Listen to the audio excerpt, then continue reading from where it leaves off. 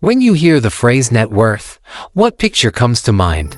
For many people, it's billionaires like Warren Buffett or Jeff Bezos, with their staggering fortunes and private jets. But here's the truth that rarely gets talked about. The numbers that define the financial reality of everyday people are nothing like those headlines. In fact, they often reveal a sobering, and sometimes uncomfortable, story about where most of us actually stand. That's exactly what we're going to uncover today. By the end of this video, you'll not only understand the real numbers behind net worth, but also discover the lessons hidden within them, lessons that can change the way you view money, success, and even your future. So if you've ever wondered whether you're behind, ahead, or right on track financially, this is your moment. And while you're here, make sure to hit that subscribe button so you never miss another deep dive into the truths about building wealth. First, let's clear up one of the biggest misconceptions about net worth. Too many people confuse it with income. They think that earning a six-figure salary automatically means financial security. But that's not how it works. Imagine making $200,000 a year but spending nearly all of it on rent, cars, credit card bills, and lifestyle upgrades. Your paycheck may be big, but your net worth, the true measure of financial health, might be close to zero, or even negative. Net worth is calculated with one simple formula: everything you own minus everything you owe. Sounds easy, but the reality is far more revealing. Picture this: you own a home worth $400,000, a car valued at $30,000, and another $20,000 in savings and investments. On paper, that's $450,000 in assets. But if you owe $280,000 on your mortgage, $15,000 on your car, and another $8,000 on credit cards, your net worth is only $147,000. A far cry from that impressive top-line number. And this is why net worth can be both humbling and empowering. It strips away illusions and tells the real story. Every 3 years, the Federal Reserve takes a deep look at the financial lives of American households. The results are eye-opening. According to their most recent survey, the average net worth across households is $748,000. Sounds incredible, right? But averages are misleading. That figure is skewed upward by the ultra-wealthy, the billionaires and multimillionaires whose fortunes distort the picture. The more accurate measure is the median, the middle point where half have more and half have less. That number is just $121,000. Still respectable, but far more realistic for the majority of Americans. Already, you can see the difference between perception and reality. But the real story unfolds when we break these numbers down by age. If you're under 35 and worried you're falling behind, take a deep breath. The median net worth for households in this group is only $13,900, less than $14,000. And that makes sense. Most people in their 20s and early 30s are just starting careers, paying off student loans, and maybe renting instead of owning. They're building foundations, not sitting on fortunes. By the time households reach the 35 to 44 range, things shift. The median net worth rises to $91,000. Why? Careers become more established, home ownership becomes common, and retirement accounts finally start getting some contributions. From there, progress builds. The 45 to 54 group has a median net worth of $168,000, reflecting peak earning years and steady mortgage paydown. But it's also the age of temptation. Lifestyle inflation kicks in, and bigger paychecks often lead to bigger spending. Those who resist it build wealth. Those who give in struggle to get ahead. The 55 to 64 range sees median net worth rise again to $212,000.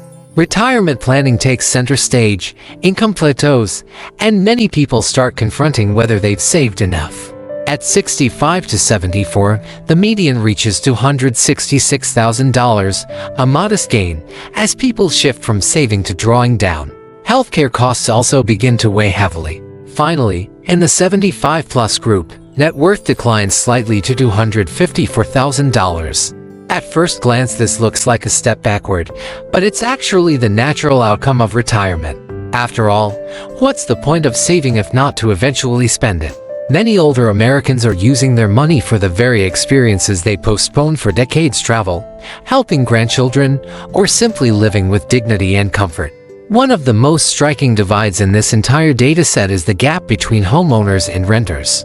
Homeowners report a median net worth of $255,000, while renters have just $6,300. That's a nearly $250,000 difference.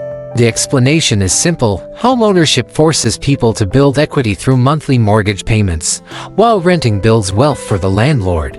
This doesn't mean renting is always a bad choice, but it does highlight how ownership fundamentally changes the long-term financial picture. But here's where we need to pause and ask an even deeper question: is net worth the ultimate measure of wealth? Not really. Picture to people. One has a net worth of $5 million, but most of it is locked in a giant mansion that drains cash every month. They're stressed, overworked, and still chained to a demanding job. The other has just $300,000, but it's invested in income-producing assets that cover all their living expenses. They're free. Who's truly wealthier? Net worth alone doesn't answer that. The real measure of financial independence is whether your passive income covers your lifestyle. When your money works harder than you do, that's freedom. So how do you actually build that freedom? It comes down to strategies that are surprisingly simple, though not always easy. First, destroy high-interest debt. Credit card balances at 20% interest are wealth killers. Paying them off is like guaranteeing yourself a 20% return, better than almost any investment. Second, invest in assets that appreciate over time: stocks, real estate, or businesses. Third, live below your means and fight lifestyle creep. Every time your income rises, resist the urge to upgrade everything. Instead, channel those gains into investments. Fourth, create multiple income streams. Side hustles, small businesses, freelancing. Today's economy offers more ways than ever to diversify income. And finally, play the long game. Wealth doesn't happen overnight. Compounding works slowly at first, then accelerates in breathtaking ways. But you have to stick with it long enough to experience that curve. Still, even with these strategies, one of the biggest obstacles is psychological. Social media has created what I call the Instagram economy. You see friends posting vacations in Bali, driving luxury cars, or wearing designer labels, and you assume they're thriving. What you don't see are the credit card bills, the stress, or the empty savings accounts. Many of those people are masters at looking rich while being broke. Meanwhile, the millionaire next door might be driving a decade-old Honda and shopping at discount stores. But guess who's sleeping peacefully at night? The lesson is simple. Stop comparing your behind the scenes with someone else's highlight reel. Build quietly. Build patiently. Build for yourself, not for appearances. And here's the final truth I want you to take away. These media numbers don't represent destiny. They represent averages of choices people have made. You don't have to follow the same path. If you pay down debt, invest regularly, control your expenses, and stay consistent, you're already ahead of most people. Wealth isn't just about numbers on a balance sheet. It's about mindset, discipline, and freedom. It's about asking yourself, how much passive income do I need to live the life I want? And then working toward that number, step by step, without losing sight of the bigger picture. So whether your current net worth feels small or substantial, don't get lost in comparisons. Use the numbers as a mirror, not as a judgment. Focus less on looking wealthy, and more on becoming wealthy in the ways that truly matter. Because the real prize isn't a flashy net worth, it's peace of mind, options, and freedom. And that, my friends, is worth more than any statistic.